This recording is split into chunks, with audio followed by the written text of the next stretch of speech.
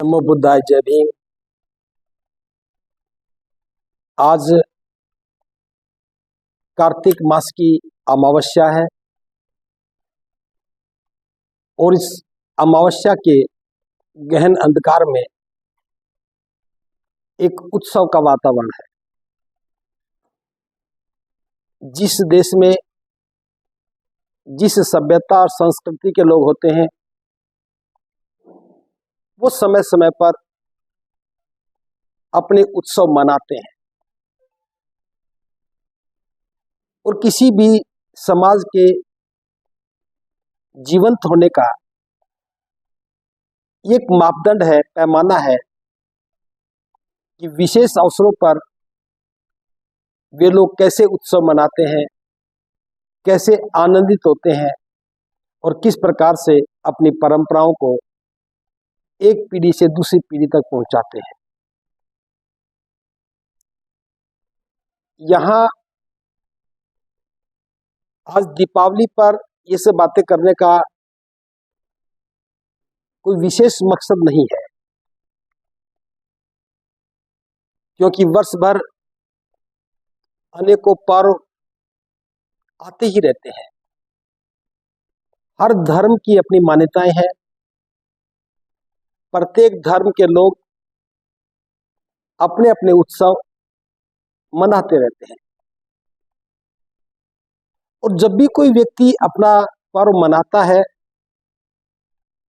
तो दूसरे धर्म के लोगों को इसमें कोई आपत्ति नहीं होती,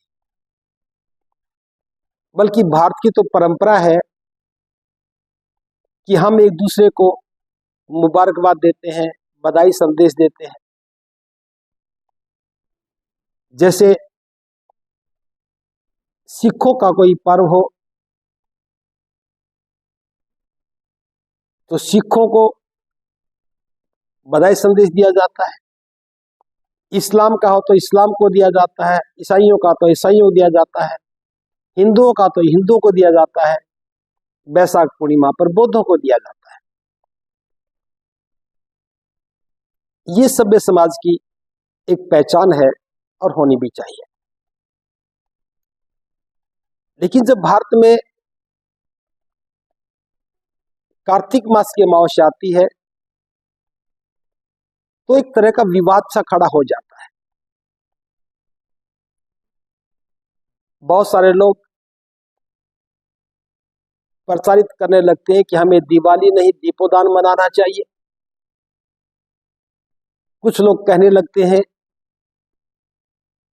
कि दिवाली बौद्धों का पर्व है। दूसरे लोगों ने इस पर अपना अतिक्रमण कर लिया है। दूसरे धर्म के लोग कहते हैं कि हमारा पर्व है, उनकी अपनी कहानियां हैं, उनकी अपनी कहानियों की प्रासंगिकताएं हैं। मेरा विषय उस पर किसी भी प्रकार का वाद विवाद करना नहीं है।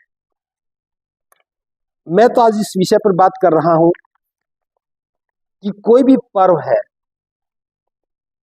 जब भी हम कोई पर्व मनाते हैं, उत्सव मनाते हैं, उस उत्सव को लेकर के, पर्व को लेकर के हमें अपनी प्राथमिकताएं तय करनी चाहिए। एक बौद्ध भिक्षु होने के नाते मैं बौद्ध धर्म पर ही चर्चा करूंगा। जो लोग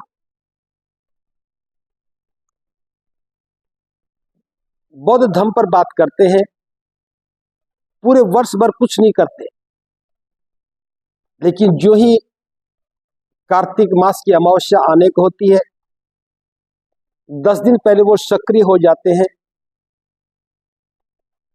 और वो जितना बन पड़ता अपना प्रचार प्रसार करते हैं। सोशल मीडिया के माध्यम से अपना ज्ञान भी बांटते हैं, इस पर भी कोई आपत्ति नहीं। लेकिन भ्रमित तथ्य देकर के जो बात करते हैं, मैं चाहता हूं कि बौद्ध अनुयायी अपने आप को इस भ्रमित दृष्टिकोण से मुक्त करें। सबसे पहली बात, बौद्ध अनुयायी मुझे नहीं मालूम कि वो बौद्ध अनुयायी है या नहीं है, लेकिन स्वघोषित जो बौद्ध अनुयायी हैं जो बात करते हैं, मैं उनकी बात कर रहा हूं। वे कहते हैं कि संबोधि प्राप्ति के बाद बुद्ध पहली बार कपिलवस्तु में आए।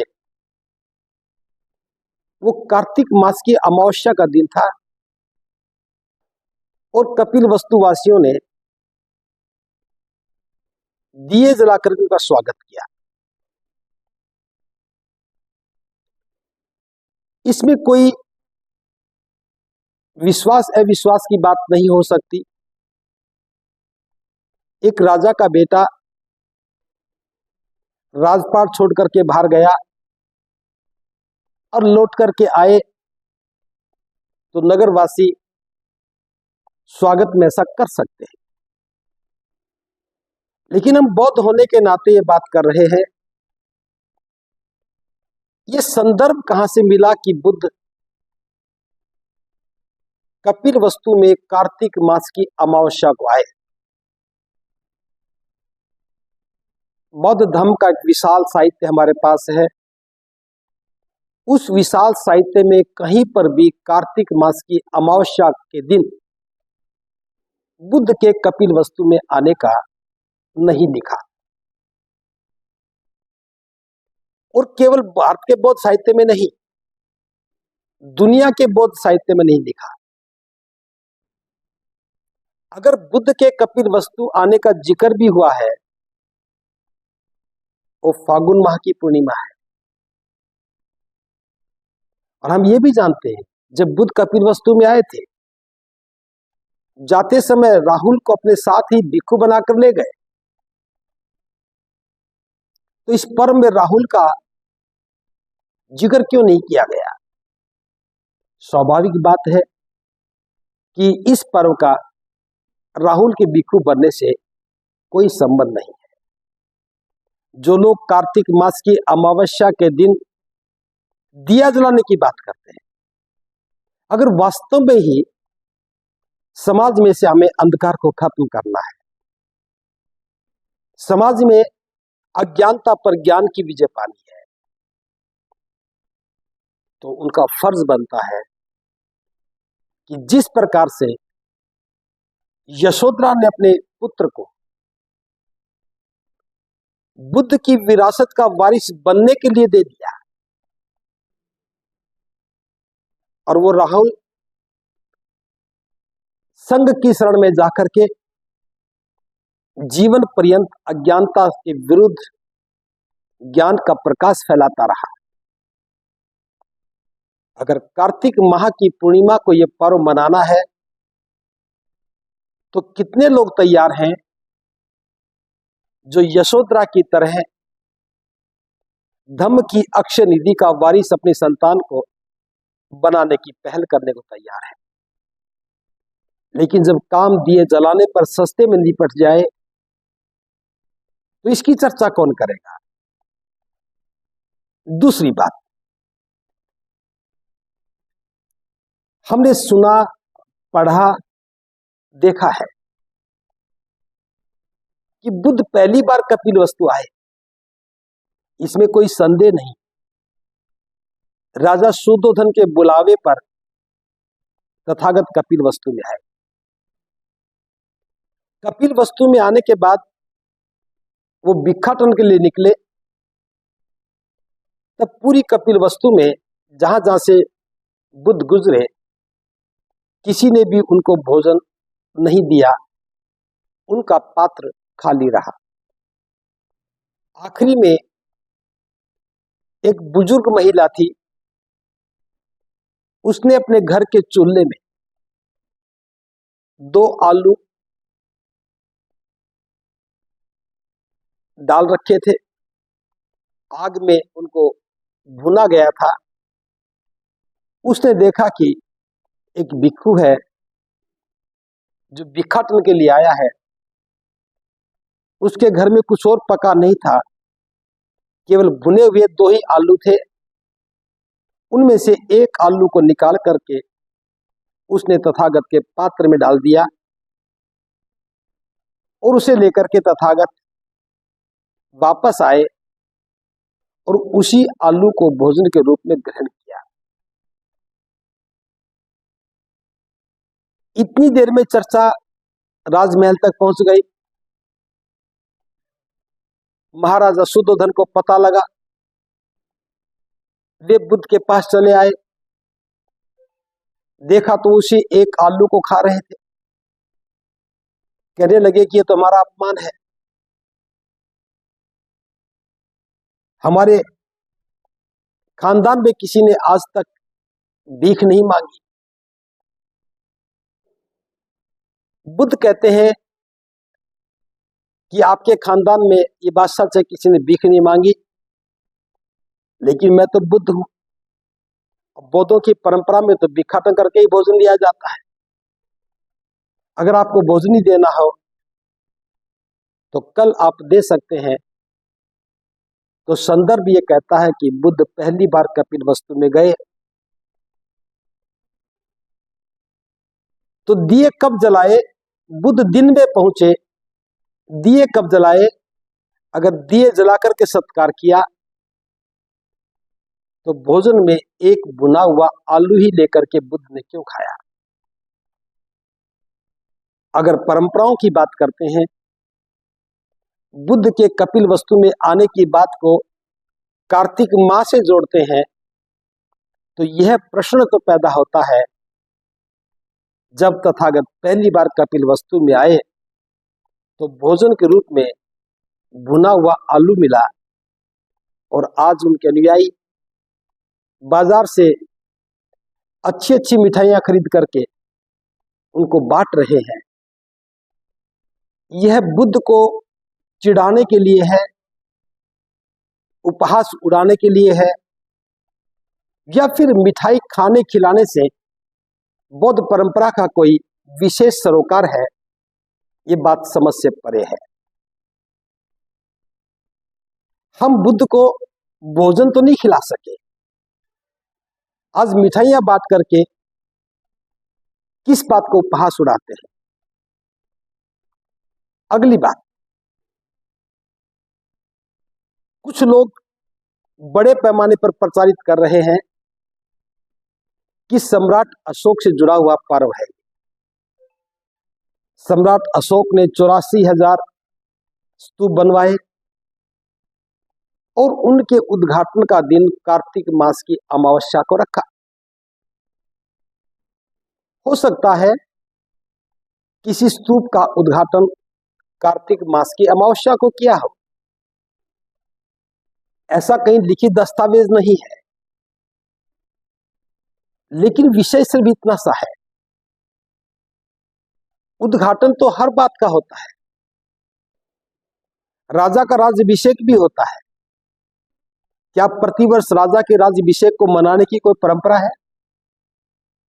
जब हम अपना गृह प्रवेश करते हैं, कोई भी व्यक्ति अपना घर बनाता है, गृह प्रवेश करता है, तो क्या प्रतिवर्ष गृह प्रवेश की परंपरा निभाने की कोई बात है?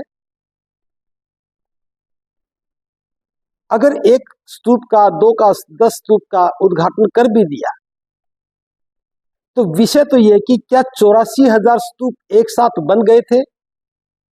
क्या 84,000 स्तूपों को एक साथ इनॉग्रेट किया गया? इस बात का भी प्रमाण कोई नहीं है, लेकिन बौद्ध अनुयायी होकर के अपने आप को बौद्ध सिद्ध करते हुए कहते हैं कि इस दिन दीप जलाए थे तो हम भी दीप जलाएंगे। तो विषय दीप जलाए, ये बात ठीक है, लेकिन दीप कहां जलाए? स्तूप पर जलाए। और स्तूप कहां बने? जहां तथागत की अस्थियां रखी गई, तथागत के अवशेष रखे गए, जो अरहत भिक्षु थे उनकी अस्थियों पर भी स्तूप बने। बौद्ध धर्म में स्तूप वंदना भी है, वंदामि चेत्यं।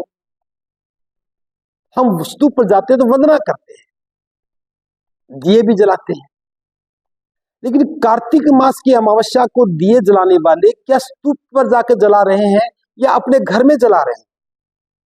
अगर अपने घर में दिए जला रहे हैं तो उस महान परंपरा का ये अपमान है। जो दिए स्तूप पर जलने चाहिए थे, आज वो स्तूप तो खाली पड़े हैं, सुनसान है, घर जगमग हो रहे हैं।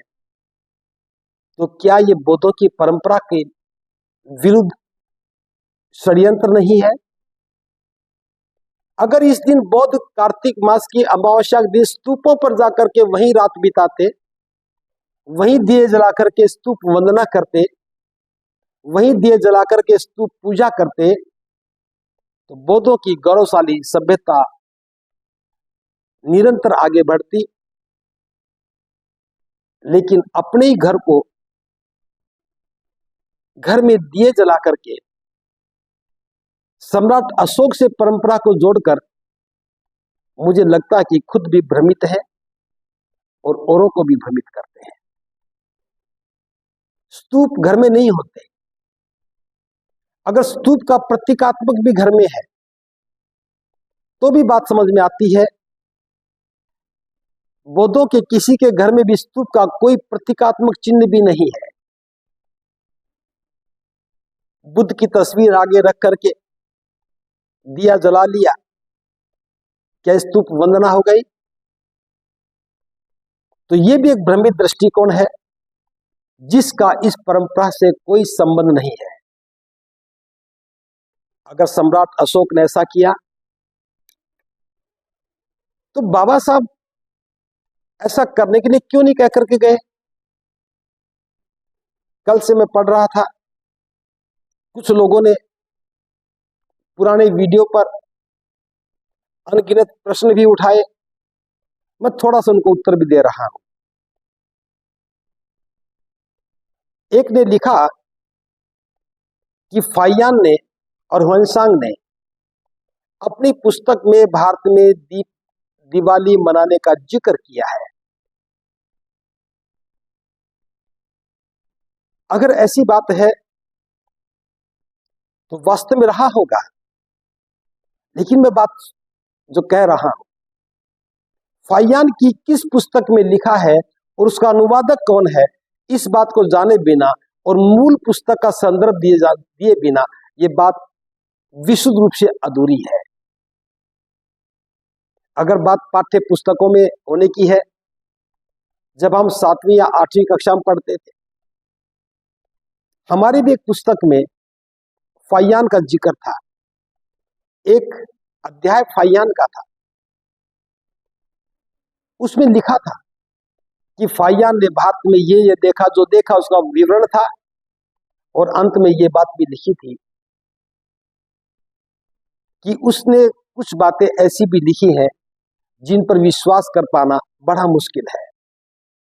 उसी अध्याय में लिखा था, फाइयान ने यह भी लिखा है कि कुछ जगह पर भारत के लोगों के कान इतने लंबे होते थे कि लोग अपने ही कान में लिपट करके सो जाते थे, और जब अध्यापक ने हमें यह पढ़ाया हम सब लोग हंसे थे।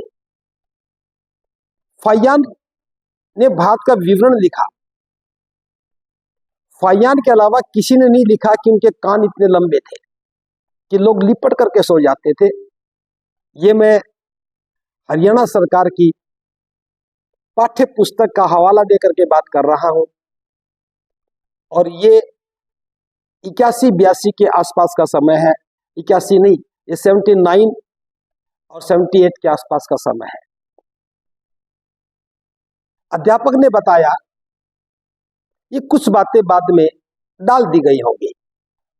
ऐसा कहीं पर भी नहीं है कि किसी देश के नागरिकों के कान इतने लंबे हों कि लिपट करके सो जाएं। सवाल इतना सा है, फाइयान पर लोग भरोसा करें, ये बात तो बहुत खतरनाक हो जाएगी। इसलिए उनकी फाइयान की बातों में कुछ ऐसी बातें डाल दी जिनसे कहा जा सके ये अविश्वसनीय है। जब इतना बड़ा कान होने की बात लिखी जा सकती है तो दिवाली के दिन दिए जलाने की बात लिखा जाना कौन सी मुश्किल बात थी। उस फाइयान की पुस्तक का अनुवादक कौन है, अनुवादक का चरित्र कैसा है, किस गोत्र से, किस जाति से, किस वंश से है, किस धर्म से है, तब ये बात समझा जा सकता है कि फाइयान की उस लेखन को संदर्भ माना जाए या ना माना जाए। अगली बात, कुछ लोगों ने कहा कि श्रीलंका का एक ग्रंथ है, उस ग्रंथ में यह लिखा है। अगर उस ग्रंथ में लिखा है तो श्रीलंका में कार्तिक मास की अमावस्या को एक उत्सव मनना चाहिए था। श्रीलंका के बहुत सारे भिक्षु इधर आते हैं और भारत के बहुत सारे भिक्षु श्रीलंका जाते हैं। एक कभी भी इस प्रकार की कल्चरल एक्टिविटी का आदान प्रदान देश में नहीं हुआ। और श्रीलंका से जो पढ़ कर के आए वो भी बताते हैं कि श्रीलंका में इस प्रकार की कोई परंपरा नहीं है। लेकिन न जाने कौन वो महान विद्वान थे जिन्हें ये सब खोज की और पूरे देश को, भारत के बौद्धों को एक इस प्रकार के वाद विवाद में घसीट लिया, जहां पर इसका केवल एक विवादास्पद स्थिति पैदा हो रही है। इसका धर्म की परंपराओं से, धर्म की परंपराओं से कोई सरोकार नहीं है। थोड़ा और आगे बढ़ते हुए बात करूं, अगर दीपोदान का मतलब था तो स्तूप को दीप किसने दान किया? 84,000 स्तूप पर दिए जलाए, ये बात तो समझ में आई। तो दान किसने दिया? क्या जनता ने दान किया या सम्राट ने दीप दान किए? ये दीपदान शब्द ही अपने आप में भ्रमित करता है। दिया कभी दान नहीं दिया जाता। कुछ लोग कहते हैं कि ये ज्ञान का दीप है, ज्ञान का दान है। तो ज्ञान का दान केवल दीप जलाकर दिया जाता है? अगर ज्ञान का दान है तो सम्राट अशोक इसे दान नहीं कर सकते थे। वो सम्राट थे, महान विद्वान नहीं थे। जनता ने भी अगर इसे दान किया तो जनता भी विद्वान नहीं है, तो ज्ञान का दीप तो नहीं हो सकता। ये उजाले के लिए, रोशनी के लिए, प्रकाश के लिए हो सकता है, लेकिन दान किसको दिया? और आज भी जो अपने घरों में दिए जला रहे हैं उसे दीपदान कैसे कहा जा सकता है? यहाँ पर दीप कहाँ से जलेगा? दिवाली का दीप कैसे जलता है? दीपोदान का कैसे जलता है? दिवाली का दीप कहाँ बनता है? दीपोदान का दीप कौन बनाता है? कैसे जलाते हैं? कब जलता है? कोई भी अंतर नहीं बता पा रहा। अगर उत्सव मनाना है तो हमें अपनी प्राथमिकता तय करनी चाहिए। जो लोग बौद्ध नहीं बने हैं उनका बौद्ध बनने से सरोकार भी नहीं है, लेकिन बात करेंगे बौद्ध धर्म की। सवाल यह है, अगर पर्व मनाना ही इतनी प्राथमिकताओं में है तो फिर बुद्ध के धर्म की के जो नियम सिद्धांत है उनकी अवहेलना क्यों कर रहे हैं? जो घर के आगे दिए जला करके अंधकार को खत्म करने की बात कर रहे हैं, वे अपने घर में रहने वाली महिलाओं के मुंह पर पड़े हुए पर्दे, जिसे घूंघट कहा जाता है, पर्दा कहते हैं, लाज कहते हैं, उसको हटाने में जिनके हाथ कांप रहे हैं, वे रात के अंधेरे में दिए जला करके ज्ञान का प्रकाश बांट रहे हैं। ऐसे कायर और बुज़दिल बौद्ध भी बन गए, तो क्या धर्म की परंपराएं आगे बढ़ेंगी? कोई बताए कि बौद्ध धर्म में कभी घूंघट की परंपरा रही हो, महिलाओं को पर्दे में रखने के लिए बाध्य किया गया हो। जो आज दिवाली मनाने पर इतना जोर दे रहे हैं, वे महिलाओं की आजादी के लिए एक कदम भी आगे नहीं बढ़ रहे हैं। उनके हाथ कांप जाते हैं, अपने आप को असहाय पाते हैं। दिए जलाने में उनकी संतुष्टि इसलिए है क्योंकि वे अपने घर की महिलाओं को बौद्ध बनने के लिए प्रेरित नहीं कर पा रहे हैं। इसलिए दिया जला करके उसकी सार्थकता सिद्ध करने की कोशिश करके अपने आप को बौद्ध भी बनाए और परंपराओं को भी निभाते रहे, एक ऐसा दर्शन पैदा करके भ्रमित कर रहे हैं। बौद्ध बनने के बाद अगर हमारी प्राथमिकताओं की बात होती, पर्व मनाने की बात में प्राथमिकताएं होती, अगर अज्ञानता पर ज्ञान की बात होती, तो सबसे पहले जाति को नकारने का साहस होना चाहिए था। बौद्ध धर्म की क्या पहचान? मानव मानव एक समान। जब हम एक समान हैं, तो जाति का लिबादा उठ करके हम कौन से ज्ञान के दिए बांट रहे हैं? जाति में कौन सा ज्ञान है? जब बौद्ध बनने की बात करते हैं तो आरक्षण बीच में आ जाता है। जब बौद्ध बनने की बात करते हैं तो जाति नहीं छोड़ेंगे, ये बात बीच में आ जाती है। तो बौद्ध बने हो, ज्ञान की बात कर रहे हो, अज्ञानता को खत्म करने के लिए प्रकाश की बात कर रहे हो, तो मानव मानव असमान ये व्यवहार में रखते हो, जाति को संभाल के रखते हो, गोत्र से पहचान बताते हो, फिर रात के अंधेरे में 2 दिए जला करके ज्ञान बांटने निकलते हो। ये किसी भी प्रकार से सामाजिक हित में नहीं है। अगर हम बुद्ध की बात करते हैं तो जीवन मूल्यों की बात करनी चाहिए। अगर हम पर्व की बात करते हैं तो जीवन मूल्यों की बात करनी चाहिए। लेकिन किसी भी पर्व पर हम जीवन मूल्य की बात नहीं करते, केवल परंपरागत रूप से कुछ मिठाइयां बांट देते हैं, कुछ मिठाइयां ले लेते हैं, कुछ दिए जला लेते हैं। इनका बुद्ध की शिक्षाओं से क्या सरोकार है? जिस महामानव ने पैरों में जूते नहीं पहने,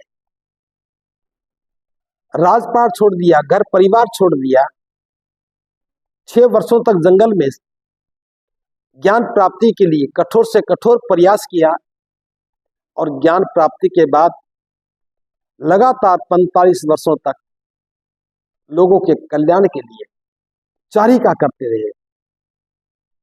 उन्होंने लोगों के दुखों को दूर किया, उन्हें सुख का मार्ग दिया, समृद्धि का मार्ग दिया, स्वाभिमान का मार्ग दिया, सदाचरण का मार्ग दिया, और अज्ञानता, अंधविश्वास, गलत परंपराएं, गलत विश्वास, इनसे मुक्त करके उनके चित्त को निर्मल किया, निब्बान का द्वार खोला। जिस महाकारुणिक बुद्ध ने समस्त मानव जाति के लिए निब्बान का द्वार खोला, कोई भी बौद्ध अनुयायी बताए जो दीपोदान की पैरवी करता है, निब्बान के मार्ग पर चलने का कोई कदम कार्तिक माह की अमावस्या को उठता है? क्या हम निब्बान प्राप्ति की कोई बात करते हैं? क्या शील संपन्नता की कोई बात करते हैं? क्या हम सदाचरण की कोई बात करते हैं? क्या हम जीवन को श्रेष्ठ बनाने, मध्यम मार्ग पर चलने की कोई बात करते हैं? क्या दान पारमिता की बात होती है? और एक बात मैं और भी कहना चाहूंगा, अगर स्तूप पूजा की बात है, स्तूपों पर दीप जलाने की बात है, या बुद्ध के कपिल वस्तु में आने की बात है, तो बुद्ध के साथ तो भिक्षु भी रहे होंगे। स्तूपों का निर्माण किया, उनका इनॉग्रेशन किया, तो वहां भिक्षु भी रहे होंगे। इस दीपोदान पर्व में भिक्षु कहाँ है? बुद्ध विहार कहाँ है? भिक्षुओं की उपयोगिता कहाँ है? निसंदेह अगर ये बौद्धों का पर्व होता तो भिक्षुओं की उपयोगिता बनी होती, भिक्षु इस पर्व से जुड़ा होता। क्योंकि भिक्षु इस पर्व से जुड़ा नहीं है, तो ये प्रमाण है कि स्तूप वंदना नहीं की गई होगी। अगर स्तूप वंदना की गई तो भिक्षु वहां जरूर रहा होगा, और भिक्षु रहा होगा तो दिया जलाते हुए भिक्षु की मौजूदगी का भी एहसास होना चाहिए था। बुद्ध कपिल वस्तु में गए तो भोजन दान की परंपरा भी रही, अगले दिन भोजन दिया राजा की ओर से। तो आज भी क्या कार्तिक माह के अगले दिन भिक्षुओं को भोजन दान की परंपरा है? नहीं है। ये सब बातें कपोल कल्पित हैं। जो लोग बौद्ध नहीं बन पा रहे, पुरानी परंपरा छोड़ नहीं पा रहे, जिनके परिवार में एक रूपता नहीं है, जो अपने आप को बदल नहीं सकते, जो अपने आप को बौद्ध नहीं बना सकते, वे अपने उसे ही बिगड़े हुए स्वरूप में अपने आप को बौद्ध होने के रूप में देख करके संतुष्टि कर रहे हैं, दीपोदान बता करके, दिवाली बता करके, अपना पर्व बता करके, स्तूप पूजा बता करके। रही बात जो हिंदू लोग हैं, उनकी अपनी कहानी है, उनका अपना त्योहार है, उन्हें मनाना चाहिए। इस बात से हमारा कोई विरोध नहीं है। हर धर्म का व्यक्ति अपने पर्व मनाए, हम सबके लिए मंगल कामना करते हैं। जिनका पर्व है उनके लिए भी मंगल कामना, जिनका पर्व नहीं है उनके लिए भी मंगल कामना। इस सृष्टि के सभी प्राणियों के लिए बौद्ध धर्म, बौद्ध भिक्षु, बौद्ध अनुयायी मंगल कामना करता है। हमारा काम लोगों का कल्याण करना है।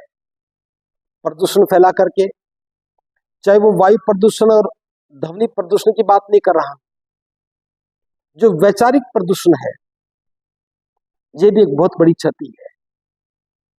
कुछ लोग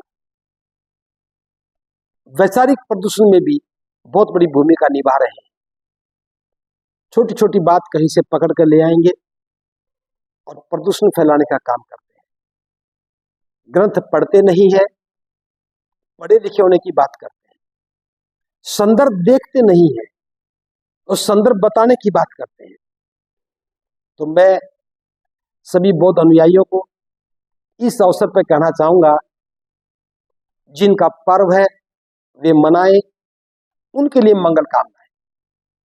लेकिन बौद्धों को इस प्रकार के किसी भी अंतर्द्वंद में नहीं पड़ना चाहिए। बौद्धों के अपने पर्व हैं। बैसाख पूर्णिमा बैसाख डे के नाम से मनाते हैं, बुद्ध पूर्णिमा के नाम से मनाते हैं, वो बौद्धों का पर्व है, मनाना चाहिए। आषाढ़ माह की पूर्णिमा जब धम्मचक्र प्रवर्तनाय हुआ, वो बौद्धों का पर्व है। उस दिन किसी बौद्ध को ख्याल नहीं आता कि महाकारुणिक बुद्ध ने पहली बार अपना उपदेश दिया, दुनिया में ज्ञान बांटने की शुरुआत की। आषाढ़ माह की पूर्णिमा को तथागत ने पहला उपदेश दिया। वास्तव में अंधकार को खत्म करने के लिए ज्ञान का तो ये पहला प्रकाश था। क्या उस दिन ये सभी बौद्ध दिया जलाने की बात करते हैं? जिस दिन बुद्ध सिद्धार्थ बुद्ध बने, सही अर्थों में तो ज्ञान का दीप तो जब जला था। क्या बैसाख पूर्णिमा को इस प्रकार से दीपोदान की बात करते हैं? जिस दिन पहली बार ज्ञान बांटा, वो ज्ञान का प्रदीप था, अंधकार खत्म करने का पहला प्रयास था। क्या उस दिन दिए नहीं जलने चाहिए थे? कार्तिक माह की अमावस्या को जब भिक्षु वर्षावास समाप्त करके चारिका पर निकलते हैं, वे वास्तव में अज्ञानता को खत्म करके ज्ञान का प्रकाश फैलाने का काम करते हैं। दुखी लोगों को दुख मुक्ति का मार्ग बताते हैं, सुख प्राप्ति का मार्ग बताते हैं, उन्हें निब्बान के मार्ग पर चलने के लिए प्रेरित करते हैं। भिक्षुओं का ये प्रयास क्या दिए जलाने के प्रयास से बहुत बड़ा नहीं है? तो ज्ञान का प्रकाश अगर बात करते हो, अज्ञानता खत्म करने की बात करते हो, तो वैसाख डे सबसे महत्वपूर्ण है, या फिर बैसाख पूर्णिमा सबसे महत्वपूर्ण है, या फिर सम्राट अशोक ने जो बुद्ध की राह लोगों को दिखाई, वो दिन हमारे लिए है अशोक विजयदशमी या कार्तिक मास की अमावस्या पूर्णिमा। लेकिन ये अमावस्या को दीप जला करके, अंधेरे में थोड़ा सा तेल डाल करके बाती में आग लगा करके इसको दान करते हो, ये समझ से परे की बात है। ज्यादा इस बात को ना आगे लेते जाते हुए मैं सिर्फ ये कहूँगा, बौद्ध अनुयायी हो तो ज्ञान की बात करो, अज्ञानता को एक छोटे से आयोजन में समेट करके ज्ञान का उपहास मत उड़ाओ। आज बस इतना ही। समस्त बौद्ध अनुयायियों को हार्दिक मंगल कामनाएं कि वे लगातार इसी प्रकार से धम्म की गरिमा के अनुरूप धम्म का प्रचार और प्रसार करते रहें, लोगों को अंधकार से बाहर निकाल करके उन्हें दुख मुक्ति का मार्ग बता करके निब्बान प्राप्ति के लिए, निब्बान पाने के लिए प्रेरित करते रहें। सब पर महाकारुणिक बुद्ध की अनुकंपा हो, सबका मंगल हो, सबका मंगल हो, सबका